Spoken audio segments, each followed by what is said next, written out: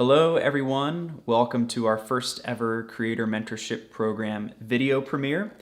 Thanks for joining us. My name is Victor. I'm a member of Sandbox Percussion. I wanted to kick us off this evening and tell you a little bit more about what the Creator Mentorship Program is and what this event is to go along with it. Last year in 2022, we launched the Creator Mentorship Program as a kind of free and open call for scores from all kinds of music creators. Through that process, we chose two composers, Lila Meretzky and JaRon Brown, to join us for a concert season to develop a new work for percussion quartet. Throughout the 22-23 season, we met both virtually and in person with both of these composers out of our studio in Brooklyn, New York, to develop these new works. We gave the world premiere of both pieces on a live concert in the spring of 2023, and then we also created some video and audio recordings of their pieces as well, both of which are premiering tonight in this premiere. I wanted to say thank you so much to both of those composers, JaRon and Lila, for their amazing artistry. It's been such a joy to get to know your music, but also to get to know you as people as well. It's been such a joy to work with you throughout the year. The percussion community is definitely getting a very rich contribution to its repertoire, so we're excited to share these pieces with you. I wanted to say a quick thank you also to a few people behind the scenes that helped to make this production possible. To Alex Lee for filming the sessions, also to Kevin No for his beautiful work on the audio production, and then to Continuous Motion Productions for their work editing the performance videos as well. So I think now I will pass it over to my colleague Johnny Allen in Sandbox, who's going to speak a little bit with both of these composers and tell you a little bit more about their pieces we'll be hearing. Thanks so much. Hello, everybody. I'm here with Lila Meretzky, another one of our composer friends that we've been working with over the last year as part of the Creator Mentorship Program. She wrote an incredible piece called Bone Dice that you are about to hear. And so welcome, Lila. How are you doing? I'm doing very well, thank you. Excellent.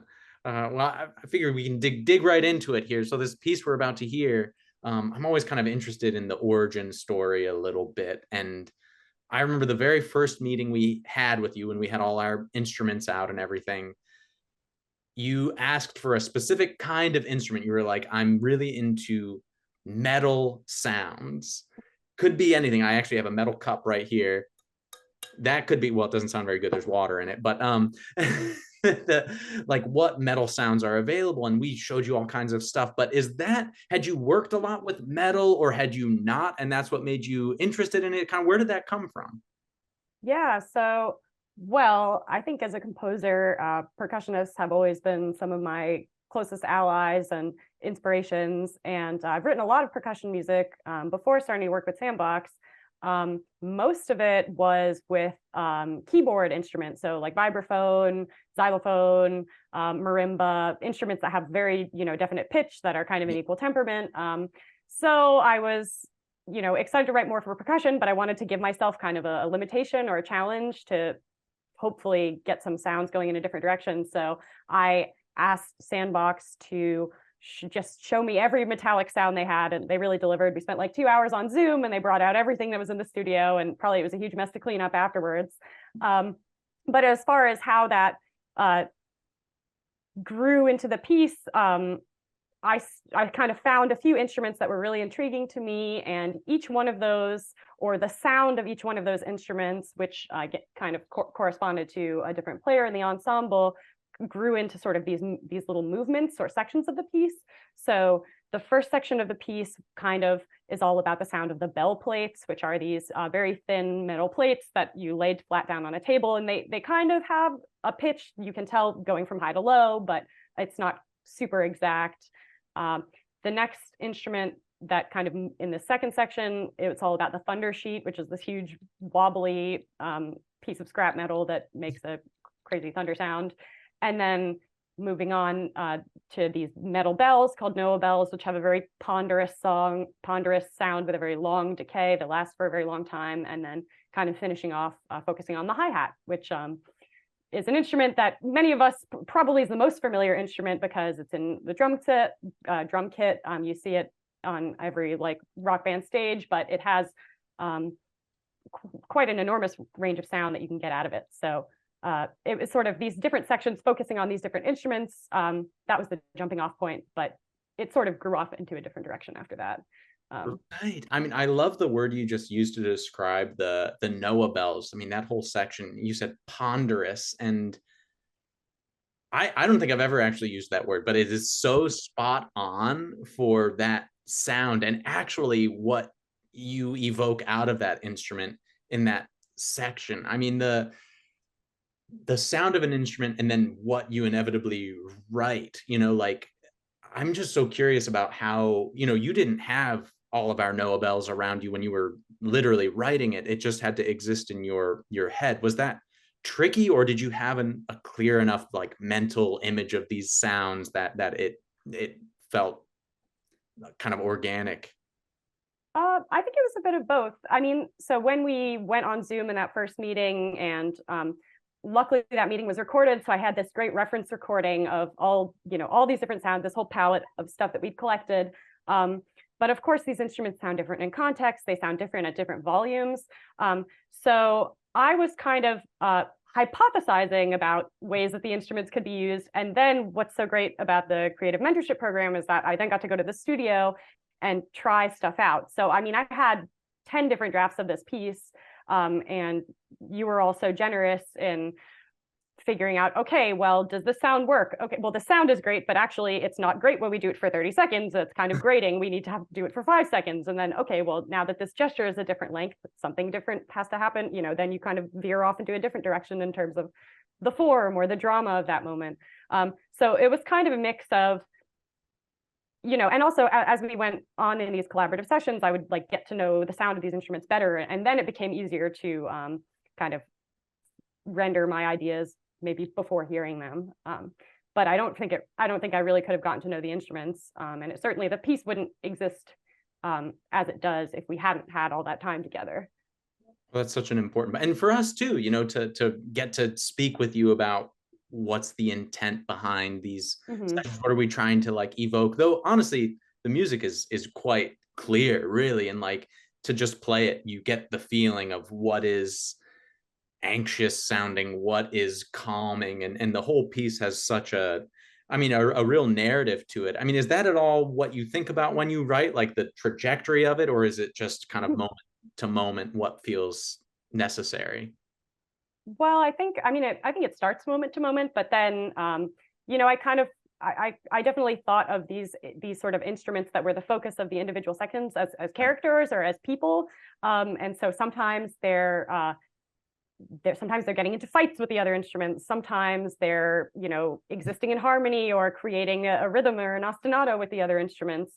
So I think like from these kinds of spats or mini, shorter conversations, then we'd have these longer conversations. And then it was a matter of, okay, well, how do I relate these different sections to one another? And at certain points, the sounds of the instruments kind of disappear for a while, and they come back, and kind of they're used to transition between sections. So I guess it's both of those things, but I really was thinking of these instruments as kind of really being alive and wanting to speak for themselves, even though I'm the one who's writing the music, so that's kind of not really true. But no, but I think you totally achieve that. Like they really feel like the instruments are kind of brought to life inside the piece, and that kind of makes me think about like, do you think, you got so much out of these timbres and these instruments, do you think you would write for them again in other pieces and things like that? Or is it like, okay, like been there, done that, like next thing? No, totally. I mean, the Noah bells, that sound is, I was really quite taken by it. When you hear the piece, I am curious what people's thoughts are about that section. Also the hi-hat, I'm just obsessed with the hi-hat. I have another piece that called Quartet for strings and hi-hat that is really just a celebration of that instrument. So I feel like now I have all these resources, I can take them forward. So these metallic sounds, have you always had a fascination with them, or was that a newer thing? I think it was something that the first percussion piece that I wrote was for unpitched instruments. So it was we call it like multi-percussion. So lots of drums, cymbals, gongs, things like that don't have a definite pitch. But after that, then I wrote a few pieces that had, again, more to do with these keyboard instruments. And it was kind of something that I really liked the intensity of that, and maybe some of the more emotional ambiguity that you can get out of those unpitched sounds. Plus, there's just something so visceral about the sound of a drum that is quite different than the sound of a marimba, which has a different kind of intensity and a different place. So I think I just felt I had more to do with these types of sounds. Right. And it's also an interesting challenge to tell a story without definite pitches. We talk a lot about like narrative and form having to do with harmonic progressions and using certain types of notes or certain keys at different parts of a piece, and that can give rise to a trajectory. But it was also kind of a fun challenge to think, well, how else can I get that story without using any of those types of variables? Absolutely. And yet I think you totally achieve it. I mean, it's obviously it can't be about harmony and pitch, but it's about like cumulative energy and the spectrum of timbre, and how narrow do we make that? How wide do we make that? It really is such a journey throughout the whole piece. So thank you so much for creating it. And really it's just the very beginning of the life of this piece. That's pretty exciting. Yeah. One last thing I want to shout out is the title, just very briefly. It comes from, yes, I was going to ask you. Bone Dice, the name. Yes, where does it come from? It comes from a poem by the late poet Louise Gluck, who just recently died, an American poet. And she has this very brief poem called Early December in Croton-on-Hudson. And I wrote this whole piece, and I was thinking about, well, I have all these instruments. Should it be titled about the instruments? Should I give them names? In my mind, they kind of these different characters. And I was just sort of rummaging around in a lot of poetry and literature that I liked. And this poem, Early December in Croton-on-Hudson, is kind of, there's a winter scene. Someone is standing by the side of the road. Their tire has just exploded. And the author says, I hear the bone dice of blown gravel clicking. So you're kind of standing in this desolate environment, and these rocks are kind of being blown across the road. And there's all kinds of jingly little tinkling sounds in this piece. So there was a kind of a sonic thing going on there, but also this sense that there are little inanimate objects that are coming alive, and maybe they have something to tell you. And the poem's quite ominous. Maybe the music is in some ways, maybe it's not, but I highly recommend everyone go look up Louise Gluck and her beautiful poem, Early December in Croton-on-Hudson. Early December in Croton-on-Hudson. And how appropriate that this video premiere of the piece is happening in early December here. I didn't even think about that. Yeah. Sometimes serendipity. We'll accept it. Fantastic. Well, thank you so much, Lila. We really appreciate working with you has just been an absolute joy, and the piece is incredible. So we can't wait to share with everybody here. Yeah, thanks so much. I hope everyone enjoys.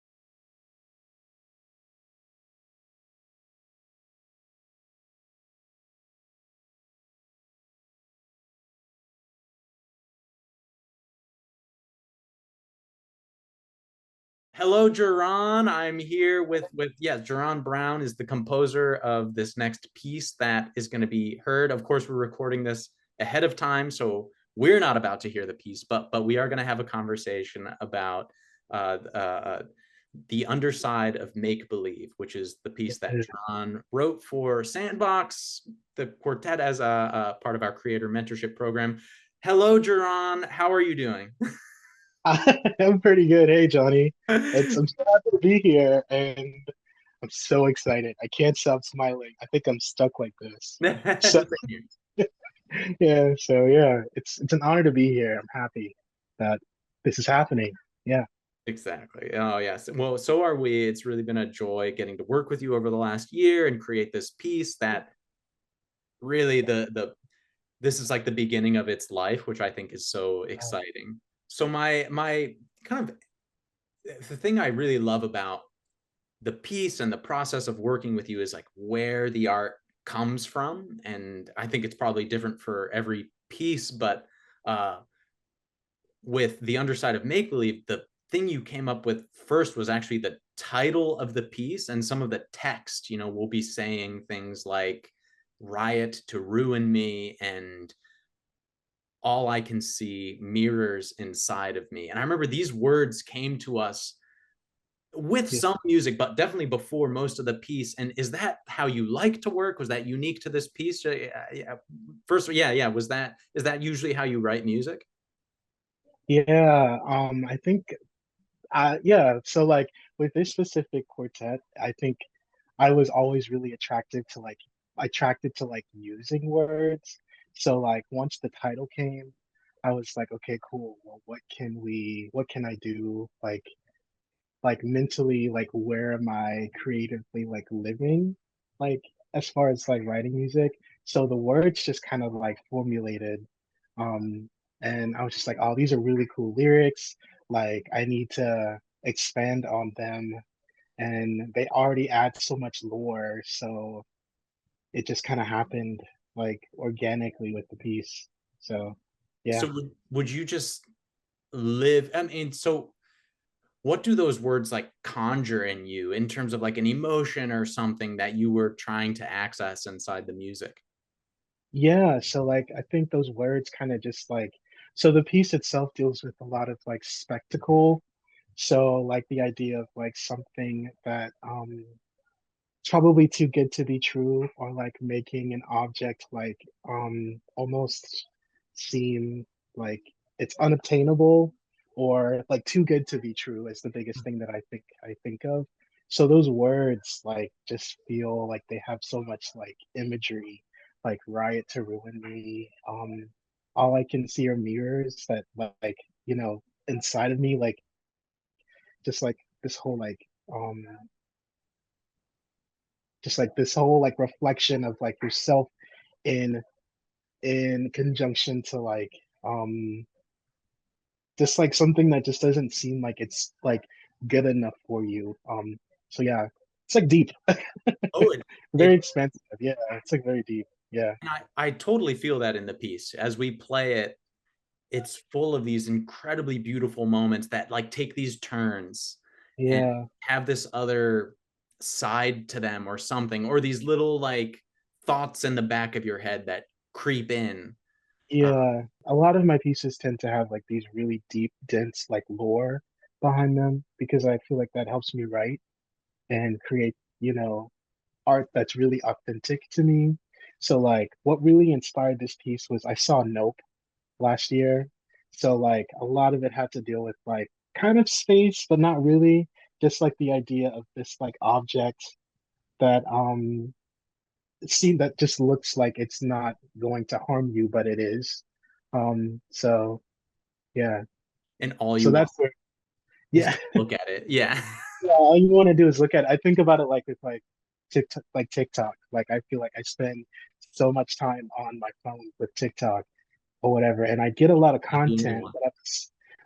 but at the same token, it's like too much content, like you're consuming too much of it.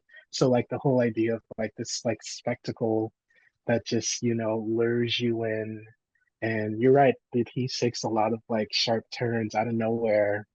but it's so lush. So yeah. It really is. And there's this moment at the end. I wish I could recite the character marking the way you can when we were working with you and you were just like, oh, let's take it from light and bouncy, or all these different like moments in the piece. But there's this moment at the end that just feels like tranquil for this moment. We're playing these melodies overlapping with each other, descending from the tops of the instrument. Yeah. The one, that like soothing Yeah. bass line. We get this kind of backbeat with the kick drum, and it's like, Yeah. in the context of the piece, it doesn't necessarily say everything's going to be okay, because obviously we live in a more complex world than that, but it says like we can handle it, which I think is even more profound.